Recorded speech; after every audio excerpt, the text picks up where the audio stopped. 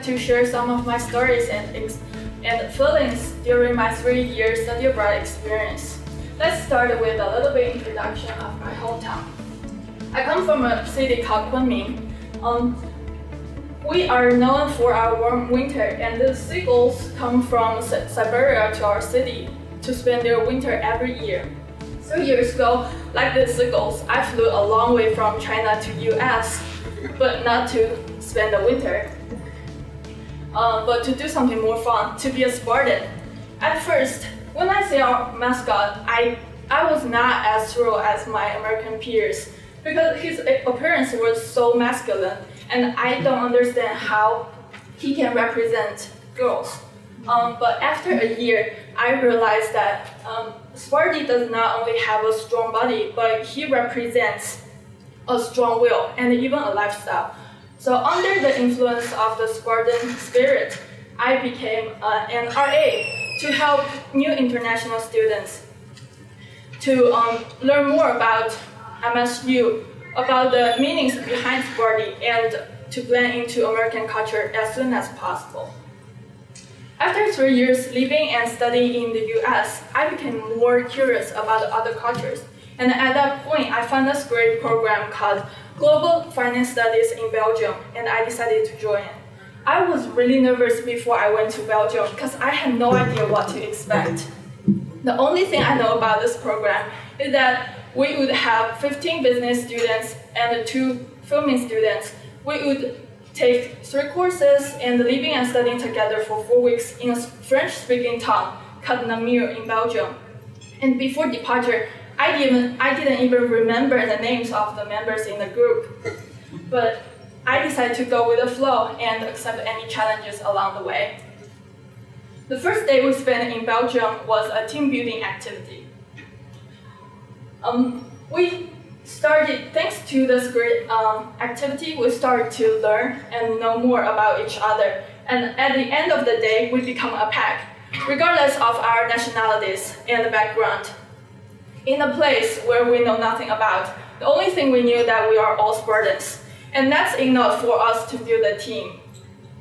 This was the official start of our program, and it laid a really good foundation for the whole time when we were there. So speaking of study abroad, the main thing is all about study, of course. But what's unique about this program was that we got a chance to take several classes with a Belgian professor called Alexandra, and took the final exam in a Belgian way, which is an oral exam. We have only limited time to prepare for our exam, but we built a close relationship over the time. So we were able to collaborate efficiently and effectively, and finally amazed our professor, and Spartans rock.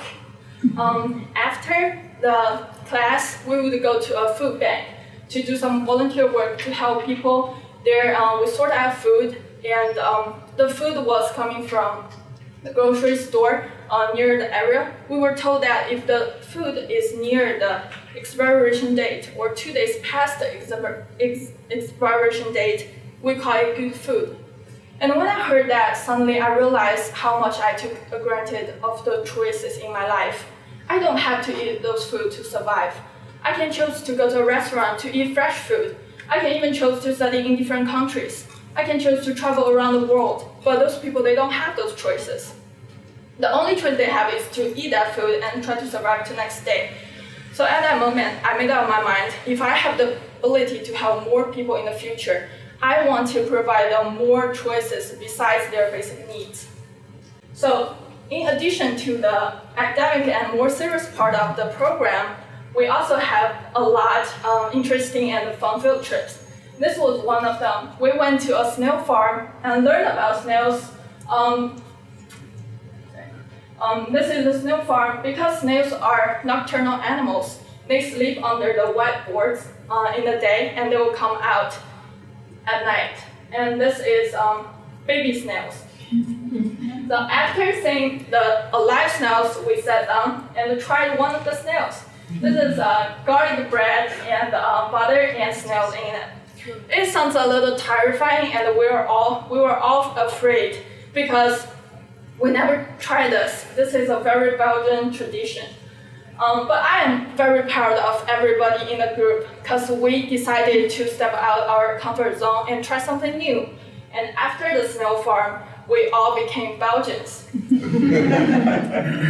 So as a Belgian, you must know Tintin. Tintin is one of the most famous comic strips in Belgium. This is Anjie.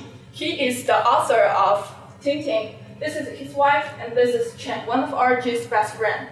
Chen was an international student at that time, and he told a lot of Chinese stories to Anjie and corrected some of Anjie's wrong stereotypes about Chinese culture.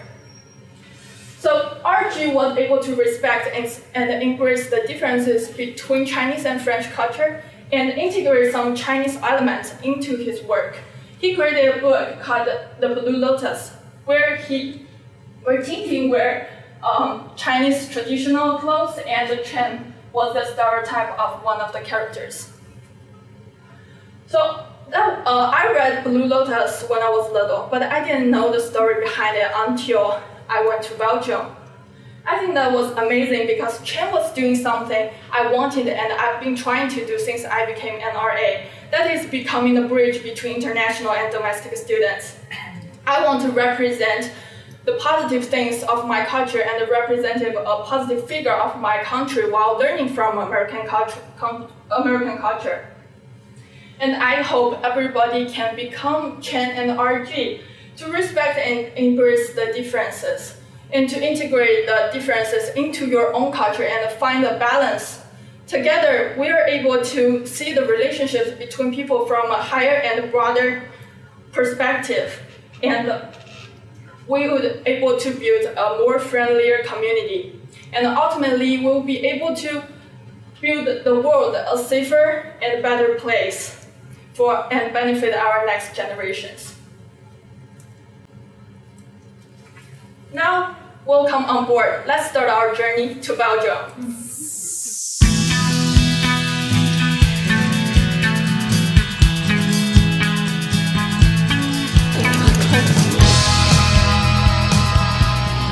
I think my relationship with other students get a lot closer than before we come here.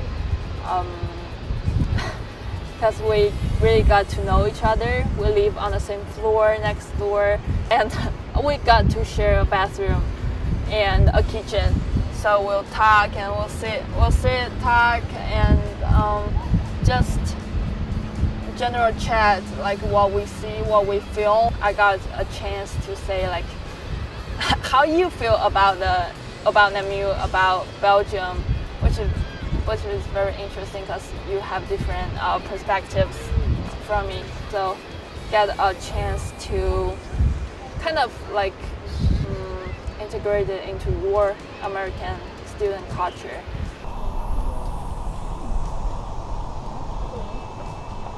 Keep